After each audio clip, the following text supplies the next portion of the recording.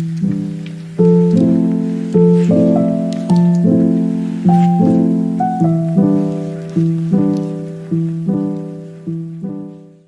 a moment you might have lived through without giving it much importance. A moment that feels quiet on the outside, but wakes something uneasy inside you. Maybe you were sitting with someone you care about, someone who means more to you than you'd ever admit, and you said something a little vulnerable. Nothing too dramatic, just something honest, something that needed a gentle response. Instead of warmth, instead of a soft acknowledgement, you got nothing. A blank look, a short answer, a silence that felt colder than the room you were sitting in. You tell yourself it's fine, that maybe you expected too much, but a part of you still wonders why some people seem to shut down the very moments that require openness.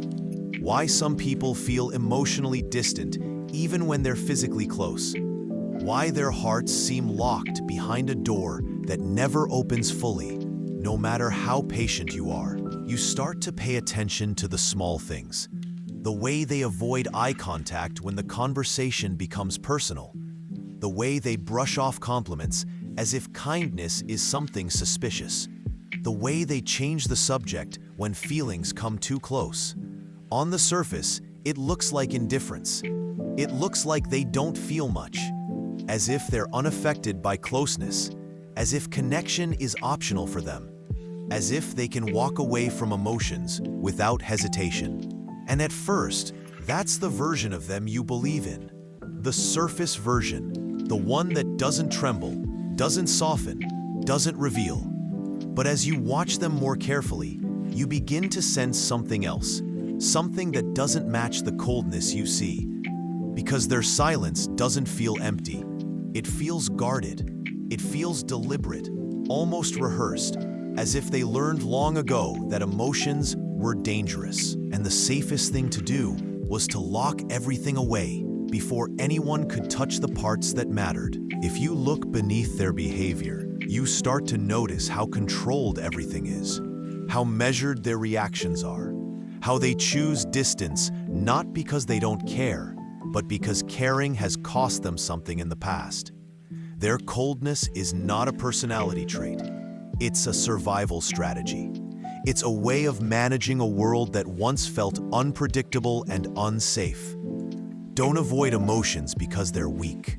They avoid emotions because they're tired. Tired of being hurt.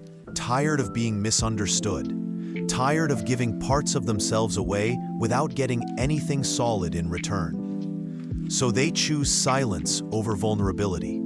They choose distance over risk. They choose self-protection over connection. And the strange thing is, this coldness didn't begin as coldness. It began as fear, quiet fear. Fear that if they opened up, they would be judged. Fear that if they trusted, they'd be betrayed. Fear that if they loved too deeply, the loss would break them in ways they don't know how to recover from. They learned early on that warmth was unpredictable, that it came and went according to someone else's mood or presence, and they adapted by learning not to depend on it. Some of them grew up in homes where emotions were handled roughly, where affection was rare or inconsistent. Others learned it later, in relationships where vulnerability was met with disappointment or where loyalty wasn't reciprocated. And slowly, piece by piece, they built a shell around themselves, not to stay distant forever, but to stay safe for now. Over time, that shell became part of their identity. They started believing that showing feelings would make them weak. They convinced themselves they didn't need anyone. They practiced detachment until it felt natural. And yet, deep inside, that shell is exhausting, because cold-hearted people aren't actually cold. They feel things intensely, sometimes more intensely than others. That's exactly why they hide it. The intensity overwhelms them, so they choose numbness to avoid drowning in what they cannot control. They treat their emotions like unwanted guests that must be locked outside, even when those emotions are knocking softly, asking to be acknowledged. Their emotional patterns become predictable. When someone gets too close, they pull away. When someone asks for honesty, they freeze. When someone expresses affection, they dismiss it. Not because they don't want closeness, but because closeness exposes the softest parts of who they are. And they've spent years trying to protect those parts. Their mind interprets vulnerability as danger. Their body reacts to warmth the way others react to threats. And even though they crave connection, their fear of being hurt outweighs their desire to be understood. You might notice how they rely heavily on control. They like predictability, stability, emotional neutrality, anything that keeps their inner world calm. They often appear emotionally detached, but in reality, they're constantly monitoring their feelings, trying to keep them contained. They don't trust emotions to behave. They don't trust themselves to handle them, so they restrict what they feel, filter what they express, and only show what feels safe. Their emotional life becomes a quiet place, but also a lonely one, because the very walls that keep pain out also keep support out. Sometimes you can catch a glimpse of who they are behind the coldness. Maybe a moment when their voice softens, when their eyes linger a little too long, when their guard slips for half a second. In those brief moments, you see warmth, gentle, hesitant, genuine warmth. And that's when you realize the truth. Their coldness isn't a lack of feeling, it's a lack of permission. They haven't given themselves permission to feel openly, because feeling openly once led to consequences they're not willing to relive. They carry memories of emotional wounds that never fully healed, memories that taught them to associate vulnerability with loss. So they protect themselves, even when they don't need protection anymore. Their childhood often plays a bigger role than they admit. Maybe they learned to stay quiet because their feelings weren't taken seriously. Maybe they learned to toughen up because tenderness was mocked. Maybe they learned to keep everything inside because expressing emotions brought conflict or shame. And those lessons stayed with them into adulthood. They didn't grow out of them. They simply carried them forward, believing those old rules still apply. They were children learning how to survive, and now they are adults living by the same outdated strategies. Inside, there is conflict. A part of them wants to open up. A part of them wants to trust, to share, to be held, to be understood. But another part holds them back, reminding them of every moment things went wrong. It becomes an internal tug of war, connection versus protection. They choose protection because it feels safer, even if it leaves them lonelier. Their fear of being hurt is stronger than their hope of being loved. And that fear shapes how they respond to the world. When you interact with cold-hearted people, you can sense the quiet fears they hide. Fear of abandonment, fear of rejection, fear of not being enough, fear of being too much, fear of repeating old patterns, fear of being seen clearly and not being accepted. These fears aren't loud, they whisper. They whisper in the way they avoid deep conversations.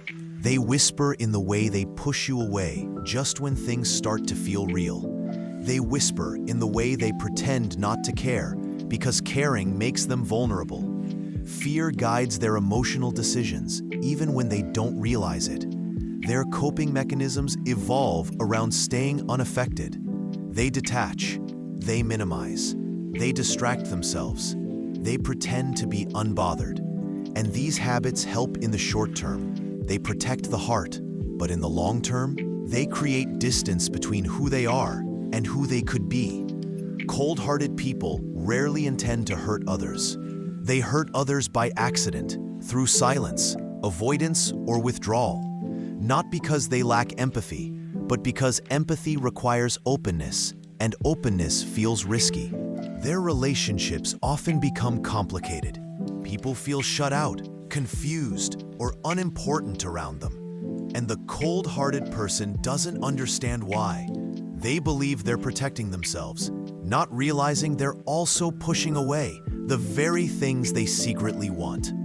They interpret emotional closeness as pressure. They interpret affection as expectation. They interpret vulnerability as a trap. And so they remain behind their walls, hoping someone might understand their silence without demanding anything from them. But the truth is, most cold-hearted people yearn for connection more deeply than they admit. They long for a relationship where they don't have to pretend, where they don't have to be guarded, where they can exhale without worrying about repercussions. They want someone who won't walk away when they're distant, someone who sees the difference between coldness and fear. But they're afraid to ask for that kind of connection, because asking means depending, and depending means risking disappointment. And yet, beneath all this complexity, there's a quiet humanity in them, a softness they rarely show, a tenderness they've hidden for so long that even they forget it exists. But it's there. It appears in the way they listen carefully, even when they don't respond, in the way they notice small details but pretend they don't, in the way they care silently, from a distance, hoping their presence is enough, even when their words fail them.